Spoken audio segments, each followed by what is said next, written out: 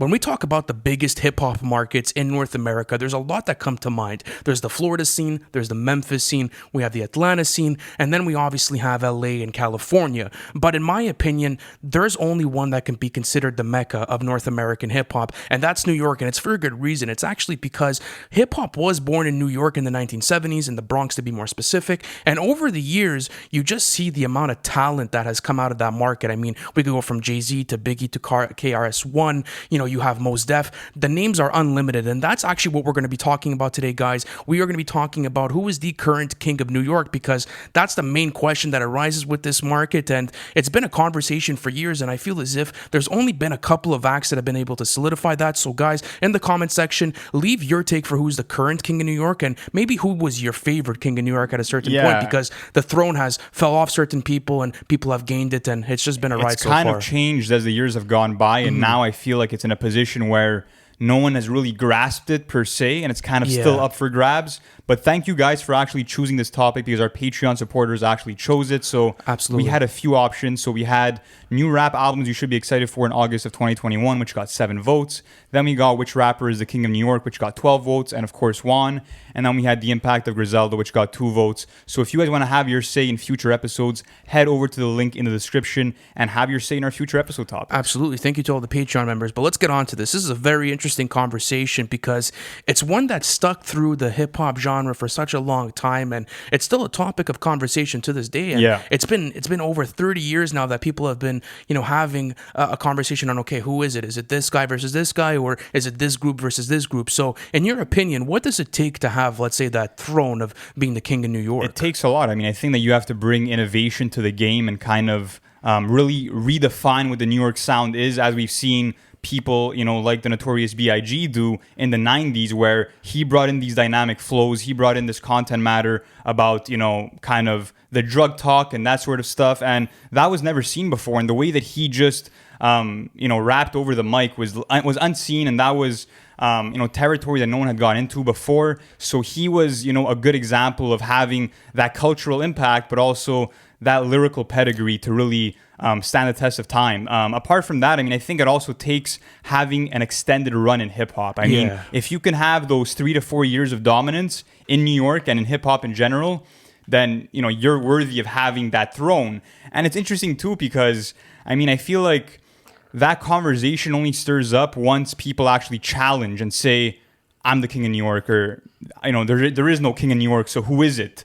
That conversation has to start up before anything else can go down. So to you, who was the first person that you think of, let's say, in an all-time kind of basis when you think of the king of New York? Wow, there's a couple. I would say probably Biggie, Jay-Z, and Nas. Those are the 3 names from the 90s that really stick with me. And that was always the topic of conversation, was who was dropping the best records, and, who was able to carry that torch. And they're for different reasons, and, rightfully so. Nas innovated the game because, when he dropped Illmatic, it was one of the first albums that really gave you, that storytelling sort of point of view, where it was deep, it was enriched, and he was giving you stories from Queens, New York. And it was also, it was extremely cool to see how he was able to incorporate jazz-fused production in Illmatic, and that completely shifted the game. Then you look at Biggie's Ready to Die, and as you said, all of the new stylistic changes, in his flows, and not only that, but he was one of the first rappers to really develop a persona and a personality throughout his name. The Notorious B.I.G., the Frank suit, White. The suit, the cane, the top hat, the glasses, being this extravagant gangster. And then obviously you had Jay-Z, who was able to carry that when Biggie sadly passed away. And now it's Jay-Z had that run for so long until 50 Cent came in, and 50 Cent completely changed the game, because it was a breath of fresh air for gangster rap. It was a completely different production style. Dr. Dre was handling everything. So I think there's a couple of names in that toss-up, but for you, who was your favorite, let's say, king of New York, and who had the nicest run? It's definitely Biggie. Those 2 masterpieces in Ready to Die and Life After Death are untouchable albums to me. I think those are really in that top 25 list, if not higher, of the best albums of all time. Oh, definitely higher for me. He never showed us a sign of slowing down, and he really ignited the fuse in a time where you had albums like The Chronic and Doggy Style, which really took shape of the mainstream sound for hip hop, But then comes Biggie and really gives a refreshing voice. And like I said, changed the whole way that we look at, different flow cadences and all that sort of stuff. So to me, even when you think about the way that, the Source named him the King of New York and they had that photo shoot where they put the crown on his head, to me, that kind of cemented it. And I mean, if you just take a stroll, down Brooklyn, you see all the murals, you see the respect and the love that he gets, and it's for a good reason. To me, like, culturally, he's had the biggest impact, and it's very well deserved for him to, kind of have that crown in terms of an all-time standpoint. But if someone wants to tell me Jay-Z, I get it just because of the dominance, man. I mean, this guy for, what is it now, nearly 4 decades has been at the top of his game. It's mind-blowing to me, man. Like, he was the one that really set down that blueprint for independent artists to come in and build their own legacy, because, a lot of people don't know this, but Jay-Z got rejected by almost every record label that he went to, and obviously built up Rockefeller Records and ended up creating his own path. So, Jay-Z has this whole other side to him where he was the one that was in control of his music and his distribution. And not only that, but once he got into a position where he was involved with Def Jam, was able to acquire all of his masters back, except for, I think, Reasonable Doubt, which is still held within a couple of different people. So I'm not quite sure about that situation completely. But 25 years this year for Reasonable Doubt. Wow, that's it fucking just shared crazy. Its 25th year anniversary. Are they dropping any sort of exclusive vinyls or merchandise? I don't think so, because the date passed about a week ago. But I mean, it's crazy to see the longevity of that project and all of Jay-Z's catalog. But a question I have for you is interesting, because we've seen that artists that aren't from New York actually claim the throne. So to you, does an artist need to be from New York to claim the throne? Because some people view it as just being the greatest rapper alive, because New York is that dominant market, or at least was that dominant market for so long. And in 1990, just to go back into the history of it, Schoolie D was one of the first rappers to claim the throne, and he had a song titled King of New York, and he was actually from Philly. And then, we also got Kendrick Lamar on Control, saying, I'm Machiavelli's offspring, I'm the King of New York. What's the exact bar here? I have it down. That was a vicious verse. I'm Machiavelli's offspring. I'm the King of New York, King of the Coast. One hand, I juggle them both. That was on Control, and that's an example of a time where that got the conversation stirring, and that got New York rappers in their feelings being like, no, we're not going to have a Compton rapper come in here and say that he's the king of New York. So does someone need to be from New York finally? Yeah, I think so. Absolutely. Okay. Because, it's a home thing. Like, the guys that we just mentioned before this whole sort of segment in the show was, Biggie, Jay-Z, Nas, like the guys that really shaped the New York sound. So yes, I do think that you could take a rapper from another market and, analyze his skills, analyze, let's say, the discography, the material, and be like, okay, he would probably fit as the best rapper in New York, but technically he's not the best rapper from New York. So I'm a major Kendrick Lamar fan, and I guess at that time it was just like the New York scene was such it wasn't an awkward spot. It wasn't an awkward spot because I feel as if like that was also at the time where like 50 Cent kind of ended his run like 5 years prior, after Curtis, like things like really started dying down for like New York gangster rap. And then there was obviously ASAP Mob that came in and completely rechanged things. And then Pro Era was on the come up, but there was still like that mainstream sort of ceiling, like who's going to grab it, who's going to be able to reach the top and, be that mecca of, the whole industry. So I think like the reason why Kendrick did that was just to say, like, listen, I'm from Compton and I'm still the best rapper in your market, but I don't think like you could consider anyone else in that conversation. But how about you? Honestly, I think the reason why he did that was just to light a fuse under the hip hop game in general, because there was that lack of competition. You know what I mean? No one was actually gunning for that spot. So he's like, I'm not even from New York, but I'm going to go after that title because nobody else is. It's a vacant spot.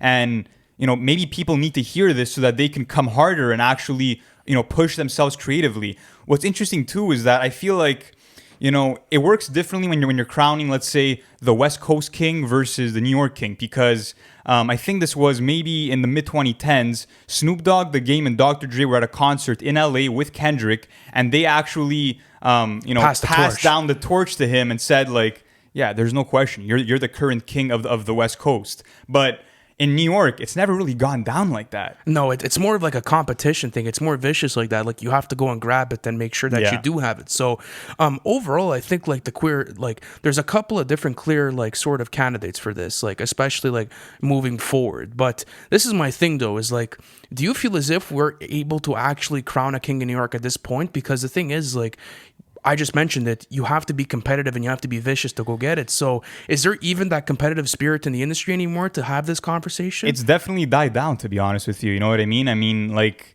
now we're seeing it a bit this year in the sense that we're having a lot of the biggest artists in the game, such as Drake, Kanye, J. Cole, Tyler, the Creator, dropping albums. So I think that makes them want to make the best project possible because there's other artists and other peers competing at the highest level with them in the same year.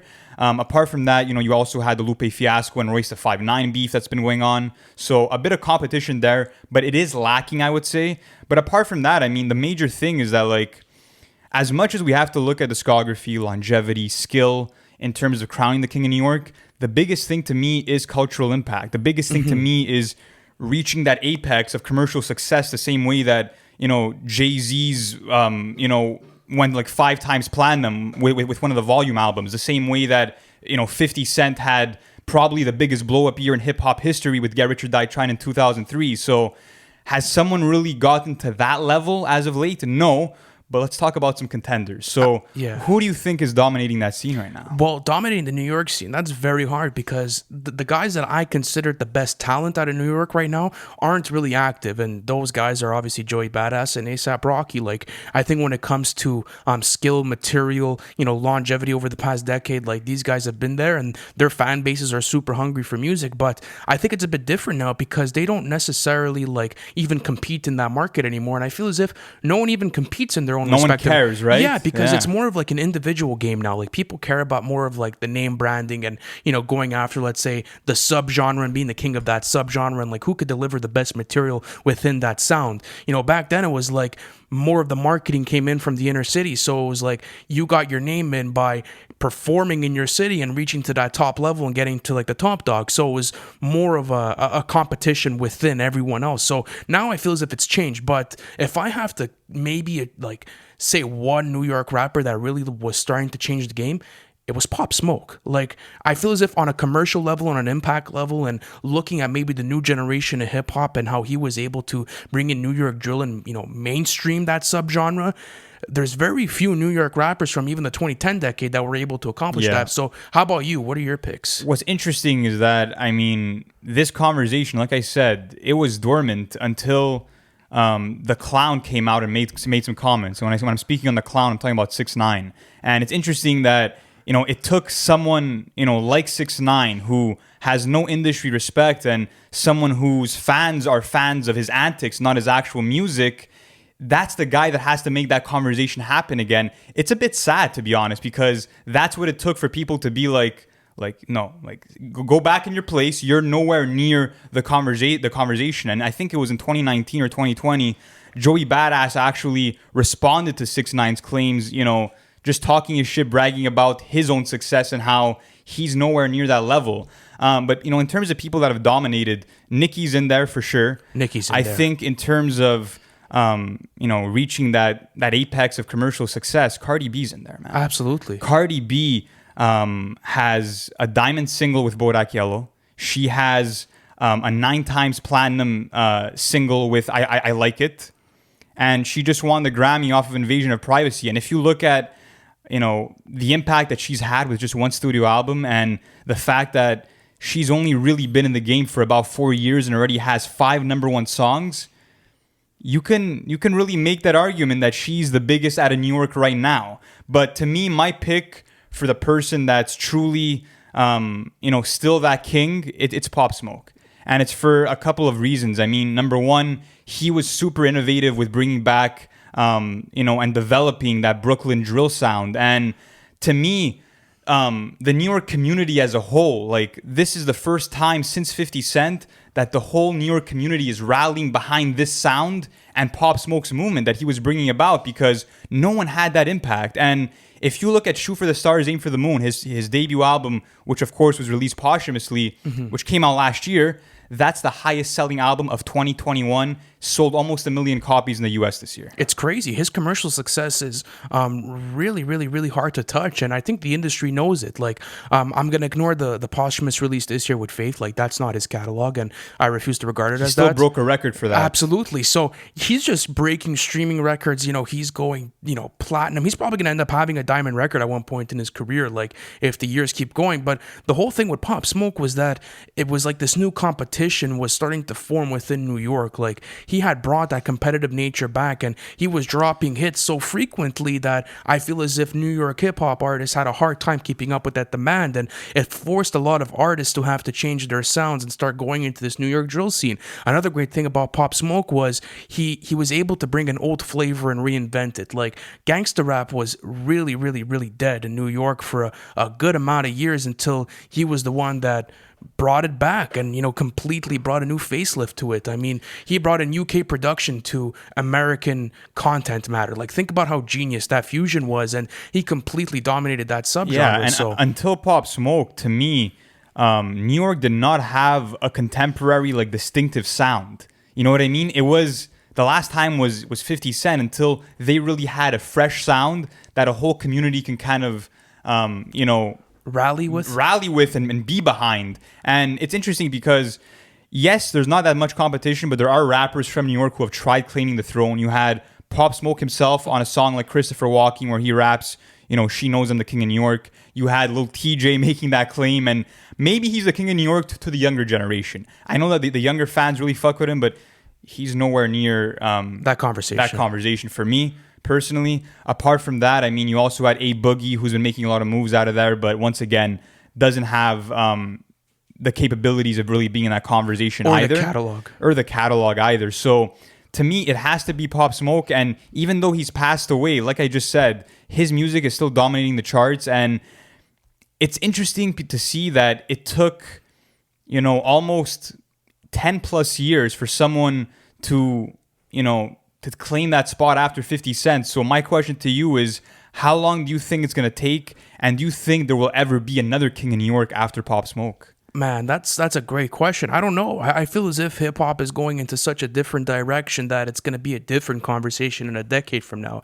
Maybe it's going to be who's the king of the drill scene, who's going to have, maybe the most commercial success within drill, or maybe East Coast hip hop. Like, even the newer generation rap fans, like, don't really involve themselves that much more into, like, the turf sort of territory, hip hop side of the game. Like, I feel as if it's more concentrated on the acts now. So I think Pop Smoke might be one of the last guys to really do it like that, and it's for good reason, because I'm not saying that Pop Smoke was the best rapper out of New York in the past decade since 50 Cent. Like, Joey Badass and A$AP Rocky, the momentum that he had, I understand, was better than Joey Badass or anybody else in terms of momentum and the movement he was putting commercial forward. Success, yes. Not only commercial success, the energy that he brought to a track was totally different than anything anyone else was doing. And I respect Joey Badass for kind of trying to bring back that golden era sound and bringing back these old boom bap instrumentals and rapping at top caliber. But to me, that's not what makes a King of New York. And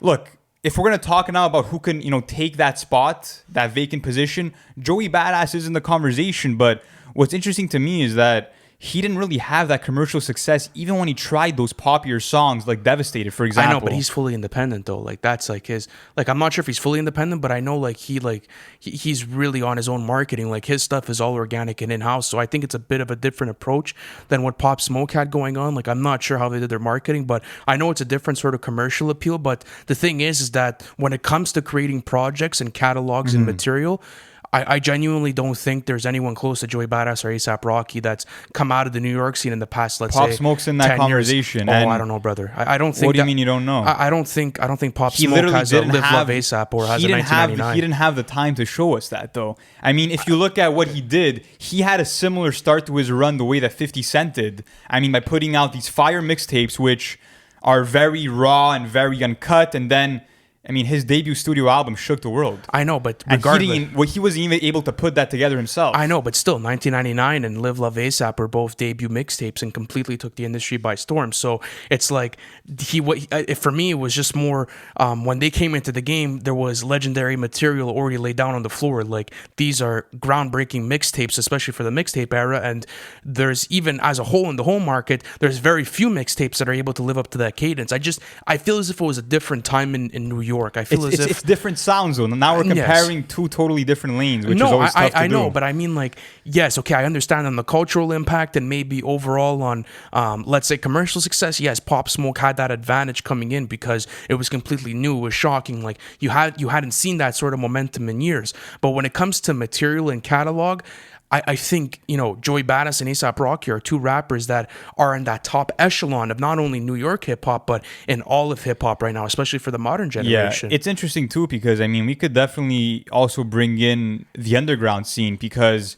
if you look at the consistency in discography from someone like Rock Marciano or someone Incredible. like Ka, if you look at the Griselda Boys, I mean, the movement that they're having right now, it's just that, in terms of that commercial success and really pushing the limits in terms of how many people you could reach, they're really not really getting there right now, and it's because their music isn't made for that purpose. So do you think that those underground types of acts, and I'll include Joey Badass in that too, can ever obtain that spot of King of New York? It depends the way the industry shapes. I feel Joey's got to drop, man. I'm sorry, Joey's lacking right now. Joey has to drop. He has to drop material, but I think it's for a good reason that he's taking his time. He's trying to craft something that's meaningful and that's gonna add to his discography. I'm very anxious to see what he has to do. But someone like Rock Marciano, I mean, who's really competing with him? Because when it comes to underground and when it comes to the consistency of his discography, very few people are able to compete with him. And I feel like he has his own title. He's competing on his own terms and he's making his own material. Like if Rock Marciano wanted to, he has the lyrical capabilities to make pop hits. I mean, it must be easy for him. But what I respect about his catalog is that it's so concise and that it's so well calculated and it's so consistent that he doesn't even have to he doesn't have to have a conversation in that King of New York thing. For me, the Griselda Boys, it's different because it's more of like a Buffalo cadence. Like they're coming out and it's still New York. It's still New York State. I know it's New York State, but still, like I feel as if they're doing it a bit differently. Like it's not necessarily like a New York sort of vibe where Jay-Z was branding it as that, or Biggie was branding it as that, or Nas was branding it as that, or even let's say Pop Smoke. They're really taking let's say the golden era of hip hop and putting their own branding, their own flavor twist to it. Not only that, but Griselda is so underappreciated when it comes to let's say cultural fashion and the way that they decide to move and the way that they decide to collaborate with different brands. So on that level, it's like I feel as if they're just all in their own separate lanes and they're all concentrating on their own things. So again, the underground always has to be saluted for the consistency because I mean the way that Griselda has curated their projects in terms of tapping in with some of the best producers in the game, including Derringer, including The Alchemist. I mean, it's mind-blowing stuff. And not only that, but I just feel like there's no one really that can have that consistency. And let me give you an example. Westside Gunn has claimed the title of King of New York, and we're seeing that he's supposed to be on Kanye's Donda, and which we'll find out. I mean, because we're recording this before we know if Donda drops on August 6th or not, so we'll have to end up seeing if he does make the cut. And he's also supposed to be on Travis's Utopia. So do you think that those kind of pushes can help Westside Gunn kind of develop a bigger audience? Like, do you think that that'll help him out in terms of that? It's definitely going to help with marketing exposure and with that commercial success. It won't put him on that King of New York level. But who really has it right now and who's really going after it? Like, that's the thing is I think a lot of these guys are just going after their own lanes and their own titles. Like, that's been done before. Like, people have had the longevity to be able to chase that title and to be able to chase that name. Like, think about it. Why did Jay-Z, Nas, and Biggie do it? It was because the New York scene was so fresh and so new that was the conversation back then. And then, once they had to give up their title, let's say to 50 Cent, after that, it's just over the years, it becomes harder and harder to have that conversation. Yeah. But I just think it's in an area right now where streaming services are taking over music. So people are not necessarily interested in the backstory of the artist, are not necessarily interested in, the history behind the art. It's more of like give me the single, let me put it to my playlist, and fuck that. I'm not going into anything deeper. So it's also the nature of the music industry is changing. So do you think that that's maybe a possible factor for why this type of conversation is dying down? It is a possible factor because, it really reduces that level of competition because everybody's able to just put out their music on streaming. People consume that project, and there's a lack of comparison just because there's so much material being put out there that, people, will not often put one album next to another because they appreciate a certain artist for a specific sound. And because of all these different subgenres, it makes it harder to be like, oh, well, he's the king of New York because he's dominating cloud rap, or he's the king of New York because he's dominating the conscious scene. Now it's different, but to me, it really still, that conversation still should be had, and it should come down to, who has that confidence, who has that aura about them of wanting that spot to begin with and not being afraid to take on other people. I mean, if you look at, for example, what Nas did on the Stillmatic freestyle back in like 2001, I mean, he said, Jay-Z's not the real king of New York, and that's what really makes the genre thrive is, sending those shots towards people's ways because, it never has to be real. It's just taken for that extra spite, that extra, push to be like, I'm going to step up my fucking game now because people are putting pressure on me. So we'll have to see what happens moving, forward. Another name is Bobby Shmurda. Yeah, that's a very interesting scenario. So what do you think's going to happen with that? Scenario. Because, I mean, what is it now? Almost 6 months that he's out and no music. He does what he wants. I mean, he's probably spending time with family. He's probably getting reintegrated into society. I mean, it must be such a hard process for him. But at the end of the day, like, Bobby Shmurda really had that opportunity. I believe it was back in 2014, and I think that if he would have continued to release music after Shmurda She Wrote, he would have completely taken the industry by storm. I mean, even Jay-Z and Beyonce were massive fans of his material, and everyone knew what type of energy and cadence he was going to bring. It's just like now there's too many people that have replicated his sound, and I think it's less of a him thing, and it's more of the industry just biting off of the style that he created back in 2014. And it's just there's too much competition now, and it's more of a thing of like Bobby's doing his thing, and he's going to be releasing his own material, but there's also like there's a lack of material from the industry. So I'll give you an example. Back then you were able to have that conversation of who was the, let's say, the GOAT of New York, because you had Biggie with Ready to Die, you had Nas with Illmatic, and you had Jay-Z with Reasonable Doubt. Those are all fantastic debut studio albums that are probably all considered top 10 of all time. So you can have that conversation because they all held each other to that regard and to that standard of music. Now, what are you going to compare? Like, are you going to compare like, A Boogie's like artist series to anyone else's? You know what I'm trying to say? Like, I know. There's that lack of material there, and I feel as if, again, it goes back to the streaming age. People are no longer interested in sitting through a full body of work and consuming the art anymore. Again, take that single, put it in my playlist, shut the fuck up. I don't want anything more. So even at that, there's that factor that's killing it now for me. I truly think it's going to be probably half a decade at least until someone has that level of impact of a Pop Smoke. I really do think it's going to take that long, and it's because I think that once again someone is going to have to change the direction of the New York wave. Kind of the way that you could say that A$AP Rocky tried doing it with those chopped and screwed instrumentals and kind of the whole psychedelic sort of path that he took. He was on his way of really inspiring a lot of artists and shifting that New York sound. But I mean, it's interesting too because, speaking back on Nas, I feel like he was never really, I feel like he was underappreciated. And I feel like not enough people put him in that conversation when they should have. And it's because, they'll look at, 1 week album in his amazing discography, like Nostradamus, for example. People take that one album and say, oh, well, he kind of fumbled the bag because his third studio album wasn't up to par. But look at everything after that. I mean, look at everything before with It Was Written, with Illmatic. I mean, amazing discography, and he really bridged that gap between giving these street stories but also being a poet. And he bridged that gap beautifully, and to me, he doesn't get enough respect in that conversation. He doesn't, and it's sad because a lot of people give a lot of credit to different discographies, and when it comes to Nas's material, a lot of people give a harsh amount of criticism on it, and I think it's just the curse of having Illmatic as your debut album. Obviously, everyone has to know that Nas is a top 3 rapper of all time. I think that's solidified, and everyone will know that, but when it comes down to the King of New York conversation, it's mostly between Jay or Biggie. Yeah, and then, it usually is. Yeah. And then people always have the conversation, oh, well, Nas's catalog is not as consistent as them two, didn't necessarily have the longevity with his music. And I'm there and I'm like, what do you mean? Like this guy's about to release material in his 50s and is still up to par with everyone else and is still probably the best lyricist in the game. So he's literally on a different level. And I love what Nas did because it was a different route for Nas. Like he'd never really chased that commercial bag. He never necessarily went for the pop hits. He was really if you look at a song like "If I Ruled the World," and maybe went into that direction, but he still stayed true to his sound. It didn't mean to, you know. It was just because, like,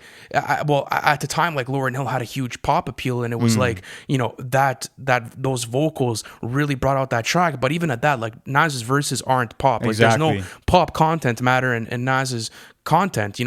It's really like it's his stuff, it's his own material, and he'll never change his catalog for anyone. So that's what I respect about Nas, and I feel as if a lot of people have to give him his flowers for that. Never changed up for anyone, and is still releasing consistent good material to this day. Stillmatic, Lost Tapes, it was written Illmatic, timeless classics, man, that people just look over. You know what? Like even Nazir is heavily like criticized for absolutely no reason. Like I understand that maybe he doesn't carry that same cadence as other projects within his discography, but that is a really good album, and a lot of people put stick for absolutely no reason because, again, comparison is the killer of joy. They'll go back to his debut album and be like, oh, this, it doesn't compare to this, or I can't compare the content material. Like, dude, find a new hobby, like start enjoying the music more and start actually looking at it for what it is. Yeah, exactly. So last question I have for you before we actually wrap this up is, who do you think, if you had to put your money on it right now, can claim that spot? That's the last question I have for you. I don't think anyone, man. I'm being honest with you. I feel as if everyone's on their own vibe. Everyone's trying to tie in loose ends in their own career. I mean, A$AP Rocky has a lot to prove after testing.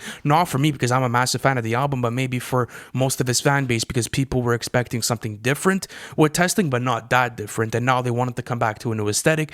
Joey Badass hasn't dropped since 2017, so there's kind of this thing where he's playing catch up, and now he has to release a really strong studio album. And besides that, I can't really see anyone else grabbing that title for me. How about you? I don't think anyone else can do it. I mean, it will be extremely impressive if Cardi B can keep going on the run that she's been on lately. And in terms of really that commercial success, if she keeps dropping those #1 singles and keeps collaborating with some of the biggest artists, across genres, like J Balvin, for example, she's going to keep having those hits, and she'll keep being, that artist that's the most spoken about in New York. So maybe Cardi B, but at the same time, like, based off what I got off of Invasion of Privacy, I don't know if she'll be able to carry on that catalog and really, to me at least, as the hip-hop fan that I am, ever be considered for that convo. But she's been doing her thing. Apart from that, I mean, we'll see what A$AP Rocky could do. We'll see if Bobby Shmurda can have this miraculous comeback that everyone's hoping that he will have. I mean, we only have 7 songs from him in total, so he can really surprise us and once again revolutionize what the New York sound is. So we'll have to see, and it will be interesting because, like you said, the impact that Pop Smoke had was unforgettable, and it's going to take a lot for that to be, to be touched again. Absolutely. Pop Smoke's energy is unmatched, and he really set New York into a different place. But listen, guys, thank you for sticking through this whole conversation with us. It's always a pleasure doing content for you guys, and we're dropping our main episodes every Wednesday. And not only that, but if you guys are watching this, we're keeping you guys updated through all of the hottest releases of the year. So we did J. Cole's The Offseason, we did Tyler, the Creator's Call Me If You Get Lost, and we're going to be going through so much more, guys. So thank you for watching, and we'll catch you on the next one. Thank you for watching the video. It's always a pleasure doing content for you guys. Listen, if you haven't already, subscribe to the channel because we're doing album reviews, and we actually have our series called Everything We Know, where we take you guys through the whole album rollout of the hottest releases of the year. Not only that, guys, but our Patreon plan is now live. You guys could access that in the bio. I appreciate you guys, and I'll see you on the next one.